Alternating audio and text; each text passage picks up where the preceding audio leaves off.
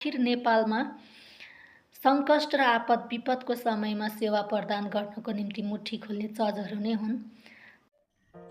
खै कुन चाहिँ आइमै परिन् है, पढ्ने बेलामा अब कसो के भन्छ नि त, सहयोग क्रिस्चियन धर्मले गर्ने होइन, सहयोग भनेको एउटा ठुलो देशले सानो देशलाई गरिराखेको हुन्छ है।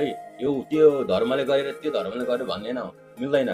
पहिलो कुरा दोस्रो कुरा त्यही धर्मले नि गरेर मानौँ, क्रिस्चियनले नि गरे मानौँ, त्यो जसको पुर्खा क्रिस्चियन उनीहरूले गर्छन्, यो चामल र तेलमा बिकेकाले गर्दैनन्। पहिलो कुरो है, किनकि जसको पुर्खा क्रिस्चियन हो उनीहरू आएर पशुपतिनाथमा ढोग गर्छन्, पूजापाठ गर्छन्, भजन कीर्तन गर्छन्, हामीसँग होली मन्दिरमा आउँछन्, तीज पनि मनाउँछन्।